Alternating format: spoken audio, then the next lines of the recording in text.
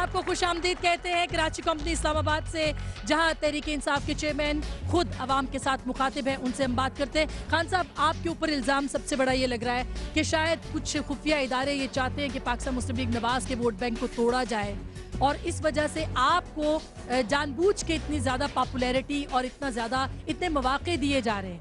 इसमें क्या हकीकत है, क्या सच है, ये तो आप ही बता सकेंगे। बहरहाल ये इल्ज़ाम मौजूद है।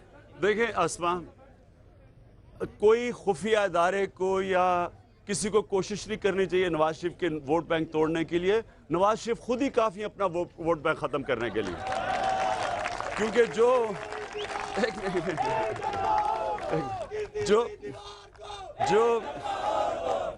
जो उन्होंने फ्रेंडली अपोजिशन का रोल अदा किया है, और जो आसिफ जरदारी की रीढ़ की हड्डी बन के वो रहे हैं 3 साल, 7 अलायंस की हुई है उन्होंने पंजाब में, इकट्ठे पीपल्स पार्टी और मिल मिला के दोनों हुकूमत कर रहे हैं। तो क्या उनका ख्याल है लोग बेवकूफ़ हैं? उनको फ्रेंडली अपोजिशन बन के उन्होंने अपना वोट बैंक को ख़त्म किया है।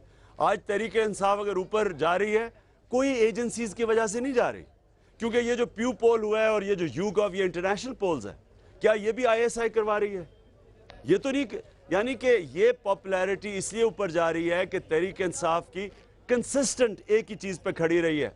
आज लोग जानते हैं कि सबसे बड़ा मुल्क के 2 मसले हैं, एक वॉर ऑन टेरर, जिधर हमारे लोग मारे जा रहे हैं, हमारी फौज और लोगों को लड़ाया जा रहा है।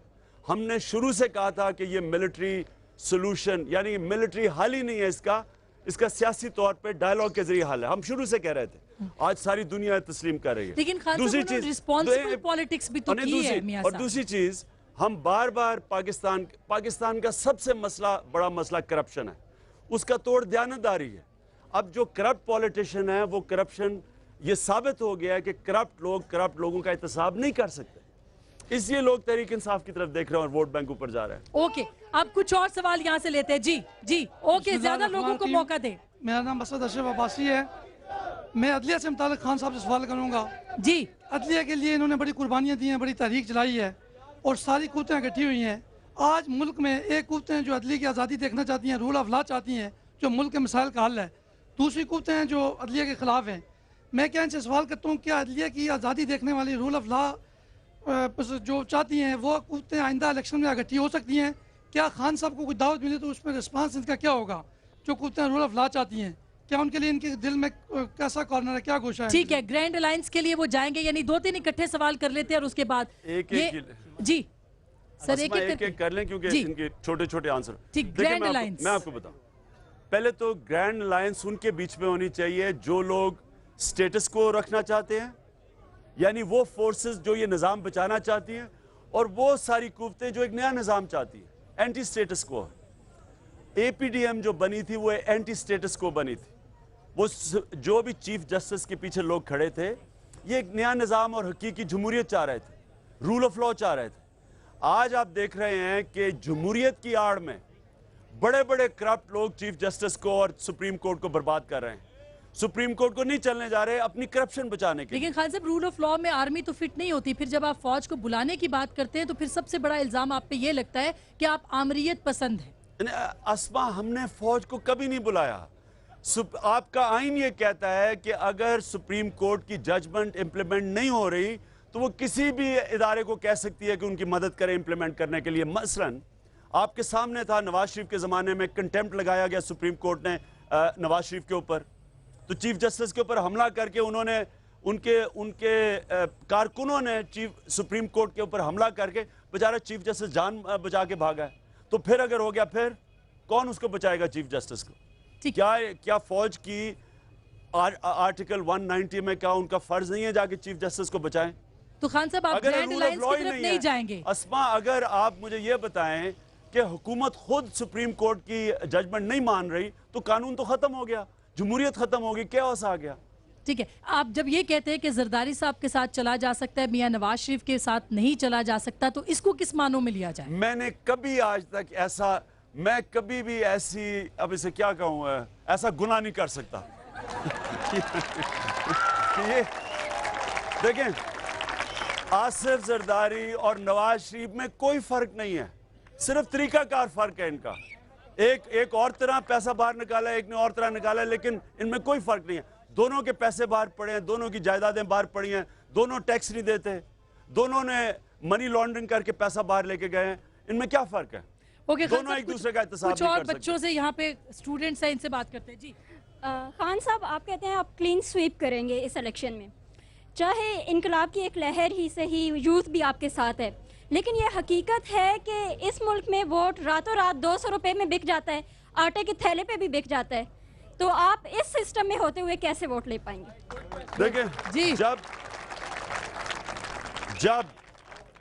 جب ایک طوفان آتا ہے تبدیلی کا, لوگ آٹے کی بوری کسی اور سے لیتے ہیں اور ووٹ اس کو ڈالتے ہیں جو طوفان کے ساتھ, تبدیلی کے ساتھ ہوتے ہیں. آپ کو ہمارے سامنے 1970 میں ایک طوفان آیا تھا, لوگوں نے, آپ حیران ہوں گے کہ کسی اور کی گاڑیوں میں گئے اور ووٹ سب نے جا کے ذوالفقار علی بھٹو کی پیپلز پارٹی کو ڈالا, تبدیلی کے لیے ووٹ ڈالا. آج میں آپ کو یقین دلا رہا ہوں, مجھے اچھی طرح یاد ہے 1970 کا طوفان مجھے یاد ہے. یہ جو اب آ رہی ہے, اگر وہ طوفان تھا, یہ سونامی آنے والی ہے, یہ اس سے بڑا طوفان آنے والا ہے. لیکن خان صاحب ایک حقیقت تلخ ہے, وہ یہ کہ ذوالفقار علی بھٹو کے پاس ایجنڈا تھا. آپ پہ الزام یہ بھی ہے کہ آپ کے پاس ایک واضح ایجنڈا نہیں ہے, کنسسٹنسی نہیں ہے. کل آپ ایم کیو ایم کے خلاف تھے, آج آپ ان کے ساتھ ہیں. کل آپ کسی کے خلاف تھے, کل آپ ان کے ساتھ کھڑے ہوں گے. سو اس طرح کی کنسسٹنسی اور ایجنڈا جب تک سالڈ نہیں ہوگا کیسے کام اسما, اگر کسی پارٹی میں کنسسٹنسی ہے, وہ نام ہی اس کا تحریک انصاف ہے. پہلے دن سے ہم کرپشن کی بات کریں. دیکھیں اصل ایشوز پاکستان کے کیا ہیں؟ کرپشن, جس کی وجہ سے ملک کا دیوالیہ نکل گیا. دوسرا ایشو یہ ہے کہ ہم پیسے نہیں اکٹھے کر سکتے, ریونیو اکٹھا کر سکتے, آمدنی اور خرچے میں خسارہ ہے, اس لیے ہم امریکہ سے بھیک مانگتے ہیں, ہم قرضے لیتے ہیں. ہم نے اپنے 3 سال میں دگنا قرضہ کر لیا. یہ جو بیچاری ہماری نوجوان قوم اپنی خون سے قرضہ ادا کرے گی. اس لیے پاکستان کو اس دلدل سے وہ پارٹی نکالے گی جو امریکہ کی جنگ سے نکالے گی پاکستان کو.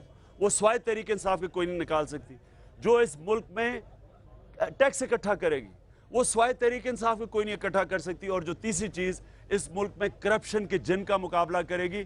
صرف کرپشن کا وہ مقابلہ کر سکتے جو اپنا احتساب کر سکتے. بہت بہتر. سو اصل سلوشن ہی تحریک انصاف کے پاس ہے. ٹھیک ہے, اوکے جی, یہاں سے جی یہ میرا نام سید شکیب حسن ہے. پہلے تو میں آپ کو خراج تحسین پیش کرتا ہوں کہ آپ وقت نکال کے ادھر آئے. کوئی اور لیڈر نہیں آتا ایک عوامی پلیس میں, ٹھیک ہے, لیکن بالکل گلی محلے میں کوئی نہیں آتا, بالکل صحیح بات ہے. لیکن سب سے پہلے آپ 18 سال سے سیاست کر رہے ہیں, آپ ایک ہی بات ثابت بالکل مستقل کرتے جا رہے ہیں, لیکن آپ ون مین شو ہیں, یہ بات یاد رکھیں. آپ کے ساتھ جتنی بھی ٹیم ہے, وہ جب آپ اس سائڈ سے ہٹیں گے, وہ آپ عمران زندہ کے نام پہ ووٹ لیں گے بعد میں, اور جس طرح بھٹو کے نام پہ زرداری ہمیں نچوڑا, اس طرح آپ کے نام پہ یہ آپ کی لیڈر ہے نا, آپ کی لیڈرز, وہ آپ کے نام پہ ہمیں نچوڑیں گے. یہ بات یاد رکھیے گا. آپ سائڈ پہ نہیں ہوں گے اس وقت. آپ کو سائڈ پہ کرنے میں کوئی بھی کر سکتا ہے سائڈ پہ. اچھا جی, اچھا یہ خان صاحب, یہ ان کا فیئر ہے کہ ایسا نہ ہو کہ آپ کے نام پر لوگ ووٹ لے کے آ جائیں اور وہ پھر صحیح معنوں میں عوام کے نمائندے نہ ہوں. دیکھیں میں آپ کو ایک بات بتاتا ہوں تحریک انصاف کی, تاکہ آپ ہماری قیادت کی ایک چیز سمجھ بیٹھیں. تحریک انصاف وہ جماعت ہے جس کی جو قیادت ہے, اس کو پالیٹکس کی ضرورت نہیں ہے. کسی نے اپنا نام بنایا ہے, جس طرح ڈاکٹر الوی ہے, کسی نے پاکستان کا سب سے بڑا ڈینٹسٹ ہے, اس کو پالیٹکس کی ضرورت نہیں ہے. یا حامد خان ہے, پاکستان کا بہت بڑا وکیل ہے, اس کو کوئی سیاست کی ضرورت نہیں ہے. نہ مثلا احسن رشید ہے, جو اتنی بڑی آئل کمپنی سعودی عربیہ کا ہیڈ تھا, وہ آ کے یہاں کام کر رہا ہے. اس طرح کے لوگ ہیں, ان کو کسی کو سیاست کی ضرورت نہیں ہے. یہ پالیٹکس میں ایک نظریے کی وجہ سے آئے ہوئے ہیں. جو انہوں نے بات کی ہے, واقعی یہ بات ٹھیک کہہ رہے ہیں کہ جو پروفیشنل پالیٹیشین ہے, جو پالیٹکس کے بغیر ہے ہی کچھ نہیں, جس نے ساری اپنی ایک فیکٹری سے 20 فیکٹریاں بنائیں, یا ایک سنیما سے آج کھربوں پتی بن گئے, یہ صرف پالیٹکس سے بنے ہوئے لوگ ہیں. ان کو پالیٹکس کی اس لیے ضرورت ہے کہ پالیٹکس میں ہی پیسہ بنتا ہے اور پالیٹکس میں ہی NRO ملتا ہے. تحریک انصاف کے لوگوں کو ضرورت نہیں ہے پالیٹکس کی, اس لیے وہ کمپرومائز نہیں کریں گے. وہ نظریاتی لوگ ہیں, اور نظریاتی لوگ ہی کی ضرورت ہے پاکستان کو, وہی تبدیلی لے کے آئیں گے انشاءاللہ. بالکل بالکل. اچھا یہ ادھر بھی سوال ہے جی, میرے ہاتھ میں. السلام علیکم. خان صاحب, پاکستان تحریک انصاف کا کہا جاتا ہے کہ تبدیلی لے کے آئے گی. میرا یہ کوشچن ہے کہ سرائیکیوں کے لیے پاکستان تحریک انصاف کیا کر رہی ہے؟ سرائیکیوں کا سوال ہے جی. یہ دیکھیں میں بھی سرائیکی بیلٹ سے ہوں, میاں والی بھی سرائیکی ہے. ہم یہ کہنا کہ ایک کسی طبقے کے لیے کیا کرے گی, جب آپ انصاف کی بات کرتے ہیں, انصاف سب کے لیے ہوتا ہے. انصاف کا مطلب کیا ہے؟ انصاف کا مطلب کیا ہے؟ इंसाफ का मतलब है कमजोर को ताकतवर से तहफ़्फ़ुज़ देना, इसको इंसाफ कहते हैं। हर कमजोर तबके के साथ तहरीक इंसाफ खड़ी होगी। जिस तबके से जुल्म हो रहा है इंशाल्लाह आपको हम खड़े होकर दिखाएंगे, माशी इंसाफ करके दिखाएंगे, अदालती इंसाफ करेंगे, तालीमी इंसाफ करेंगे। जो इस नौजवान ने बात की है कि एक के लिए उर्दू मीडियम, एक के लिए इंग्लिश मीडियम, एक के लिए दीनी मदरसे, एक के लिए अच्छी अच्छी नौकरियां, दूसरे बेरोजगार, एक सिलेबस, एक इंसाफ का निज़ाम, यानी सब के लिए एक कानून। और माशी इंसाफ कि आज गरीब से टैक्स लेके अमीर याशी करता है, पैसे वाले लोगों से टैक्स लेके इस मुल्क में आवाम पे खर्च करेंगे ताकि महंगाई ना हो। बहुत बेहतर। ये इधर से एक सवाल ले लें, उसके बाद ब्रेक लेंगे। जी कोई जानदार सवाल पूछें। जी मैं यहाँ अंजुमन ताजरान का ज़िम्मेदार हूँ, यहाँ का चौकीदार हूँ और आपको यहाँ खुशामदीद भी कहता हूँ। और पूरे पाकिस्तान के अवाम और नौजवानों की और गरीबों के दिल की धड़कन ये बात है कि इन चोरों का बिल्कुल एहतसाब होना चाहिए, जिन्होंने 63 साल इस पाकिस्तान पे हुकूमतें की हैं, जिन्होंने हमारा खून निचोड़ा है, जिन्होंने जुल्म किया है, जिन्होंने ज्यादतियां की हैं, बिल्कुल उनको चौकों में और चौराहों में फांसियां मिलनी चाहिए। ये जो लोग इक्तदार की कुर्सियों में बैठे हैं, इन बिल्कुल आप ठीक कहते हैं कि इनको जेल की सलाखों के पीछे होना चाहिए। और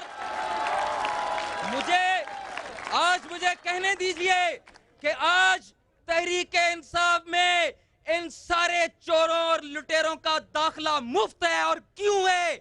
हम ये अवाम पूछना चाहते हैं कि जो सियासी कारकुन अपनी पार्टी से दगा करता है, जिसको टिकट नहीं मिलता है, जिसकी सुनवाई नहीं होती, जिसको वजारत नहीं मिलती, एजाज चौधरी को निकाला करप्शन पे, आपने उसको नायब सदर बना दिया। आप लाहौर के महमूद रशीद को, लाहौर में महमूद रशीद 88 की असेंबली में लोटा बना वजारत के लिए और मंजूर भुट्टो के साथ मिल गया और आपने उसको लाहौर का सदर बना दिया। पिंडी में आपने देखा कि जिसको लोग कहते थे जवारी और अड्डे चलाता है, उसकी पार्टी ने टिकट नहीं दिया तो आपने टिकट दिया। फयाज चौहान अच्छा, जो ओके गोद में बैठा रहा, ओके इसलिए खान साहब ओके ठीक है, थैंक यू। ओके खान साहब ये ओके खान साहब ये इल्जाम है सही। ओके जवाब ओके एक मिनट अच्छा अब मैं जवाब देता हूँ और बस इंशाल्लाह ओके इंशाल्लाह ओके देखिए इन्होंने बात की, इन्होंने इल्जामात लगाए। ठीक, कई लोग जो ये समझते हैं कि उनके ऊपर, जो मैं नहीं समझता, मैं इनसे अगर मसलन ये समझते भी हैं कि वो उन्होंने कोई गलत किया है जो मैं नहीं समझता, आप फिक्र ना करें, हमें अपने पे इत्मीनान है, हम सबको ठीक कर देंगे। जो 2 नंबर है उसको 1 नंबर बना देंगे। देखें एक दुनिया, और मैं 1 मिनट और बात तो सुनो, बात तो सुनो। ओके अच्छा चले जी। मैं